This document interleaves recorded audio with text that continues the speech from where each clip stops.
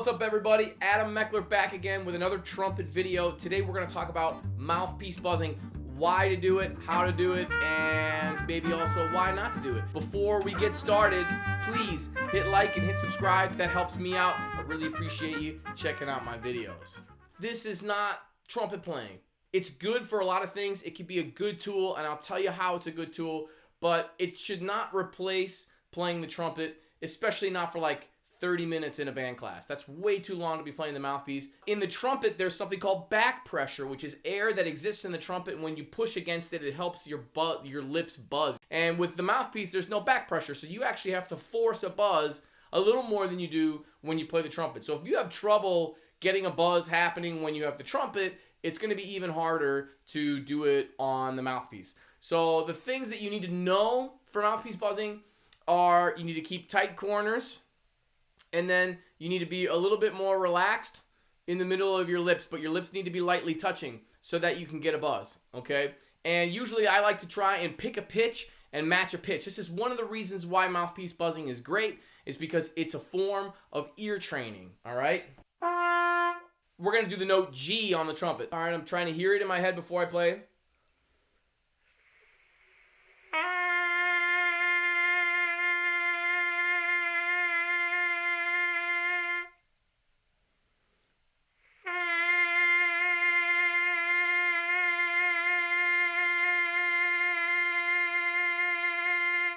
And now let's check our work here.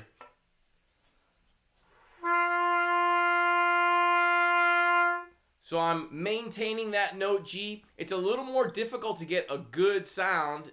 Who knows what a good sound is when you're just playing your mouthpiece, but really we want steady air, right? Like the old faucet analogy that I talk about in some of my other videos. You need to have steady air, like you're turning on the faucet and the air is going. That's what's going to keep a steady tone. Same thing when we're playing the trumpet.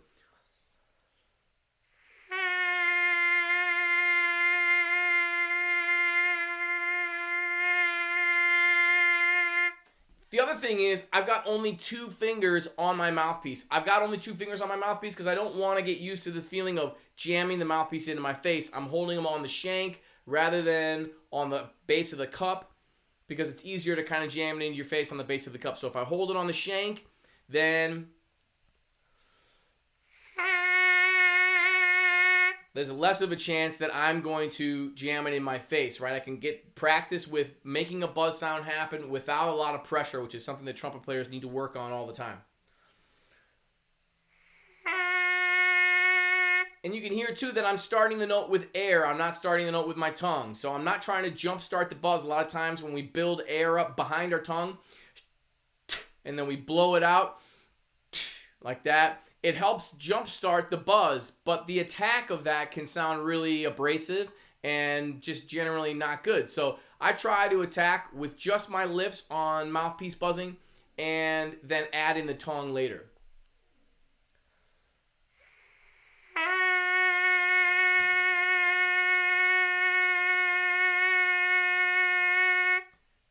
I've got firm corners.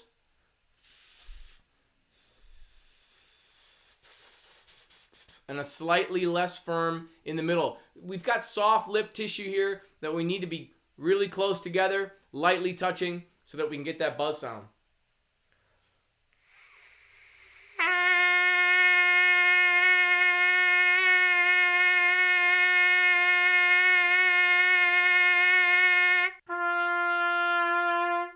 So my pitch has started to go up to A flat.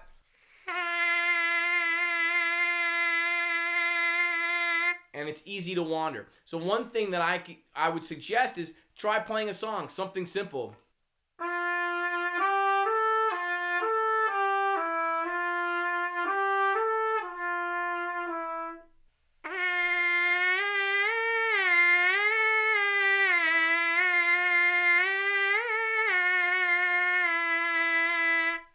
Okay?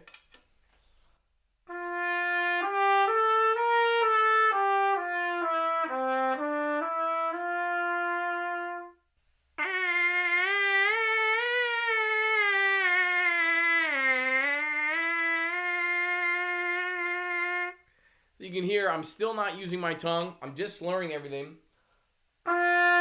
When you add your tongue into mouthpiece buzzing, things get really messy You can do it. It's possible to do it. You should try it. There's no real reason to play your mouthpiece for longer than between 2 and 5 minutes in a day. It's just about getting a nice tone, getting some good tone production on the mouthpiece, getting the buzz happening, and doing some ear training. I've got my keyboard here. I'll just play a couple notes and match pitches. So this is something that you can try at home too if you've got a keyboard or if you've got some kind of keyboard on your phone. So that's our G, our trumpet G.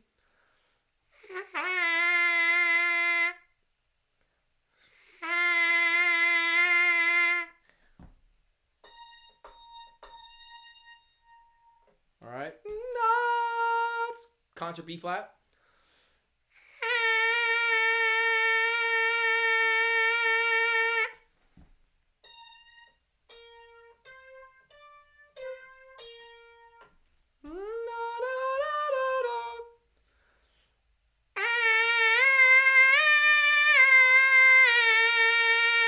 So there I did start the note with my tongue, and you could hear there was a little bit of pop behind it.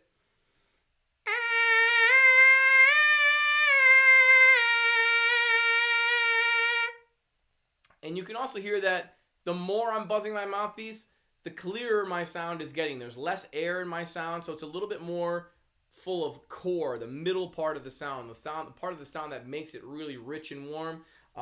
You can have too much of that sometimes. Sometimes it's nice to have a lot of air in the sound. But if you want a nice, full of core sound,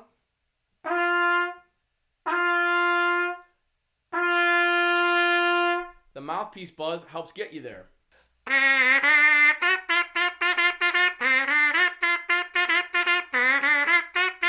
So if you want to try adding in your tongue, try playing a silly song that you know from when you were a kid. So maybe that's Baby Shark.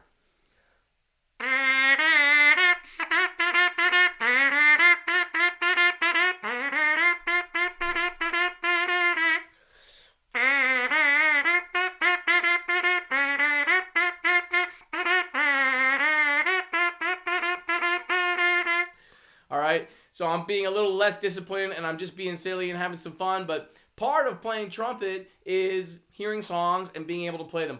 A big part of just playing music in general is being able to hear something and play it. So I would encourage you to just practice a whole bunch of songs. I remember when I was a kid, we played like old folk songs on the mouthpiece as exercises on the mouthpiece. Now I'm going to finish by saying that as a professional performing trumpet player, I've been doing it for over a decade.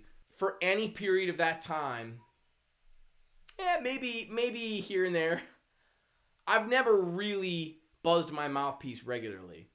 There are two schools here. There's a school that believes you should do it a little bit every day, and there's a school that believes that you shouldn't do it at all. And I fit somewhere in between. I think it can be used as a good tool. You can practice ear training. You can play some songs. You can maybe practice getting a buzz that's full of core. You can also practice getting a buzz that's full of air and going back and forth. Learn how to manipulate your sound in that way, which can be really cool when you're going to play a jazz ballad and you want to add some air into it.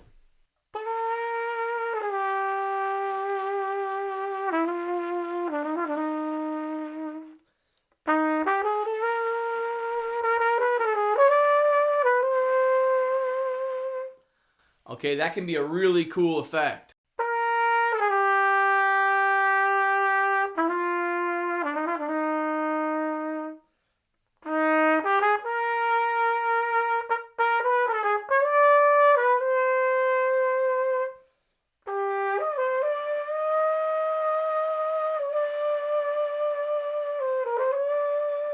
So you can go back and forth and you can learn how to manipulate your sound in that way just using the mouthpiece. But if you're just a beginner, just stick to playing some long notes on the mouthpiece, try to pick out some songs, try to match some pitches on the piano, and then put it away and just play your horn.